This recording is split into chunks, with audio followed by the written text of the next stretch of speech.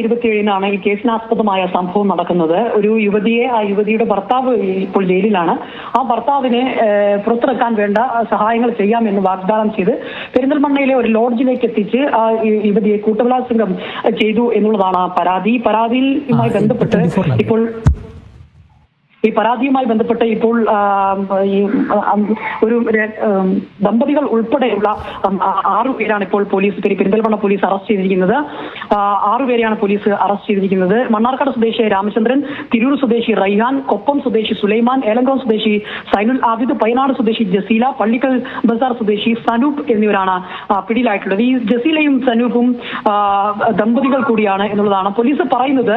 ഈ രാമചന്ദ്രനും ജസീലയും സനൂപും ചേർന്ന് ഗൂഢാലോചന നടത്തിയാണ് ഈ യുവതിയെ രാമചന്ദ്രന്റെ പെരിന്തൽമണ്ണയിലെ ലോഡ്ജിലേക്ക് എത്തിക്കുന്നത്. ഇതിനുശേഷം റൈഹാൻ, സൈനുൽ ആബിദ്, സുലൈമാൻ, രാമചന്ദ്രൻ എന്നിവർ യുവതിയെ പീഡിപ്പിക്കുകയായിരുന്നു. മാത്രമല്ല, ഈ രാമചന്ദ്രൻ മറ്റു 3 പേരിൽ നിന്ന് ഇതിന് പണം ഈടാക്കുകയും ചെയ്തു എന്നുള്ളതാണ് പോലീസ് പറയുന്നത്. ഈ സംഭവത്തിൽ ഇപ്പോൾ 6 പേരെ പെരിന്തൽമണ്ണ പോലീസ് അറസ്റ്റ് ചെയ്തിരിക്കുകയാണ്.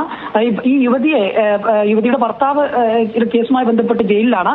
ഈ ജയിലിൽ നിന്ന് ഇറക്കാൻ സഹായിക്കാമെന്ന് വാഗ്ദാനം ചെയ്തുകൊണ്ട് ഒരാളെ കാണാനുണ്ട്, അതിനുവേണ്ടി ഇങ്ങോട്ടേക്ക് വരണമെന്ന് ആവശ്യപ്പെട്ടുകൊണ്ടാണ് ഈ യുവതിയെ പെരിന്തൽമണ്ണയിലെ ലോഡ്ജിലേക്ക് എത്തിക്കുന്നത്. ഇവിടെ എത്തിച്ചതിന് ശേഷമാണ് ഈ ലോഡ്ജ് ഉടമ കൂടിയായ രാമചന്ദ്രന്റെ കൂടി പങ്കാളിത്തത്തോടു കൂടി ഈ യുവതിയെ പീഡിപ്പിക്കുന്ന ഒരു സാഹചര്യം ഉണ്ടായത്.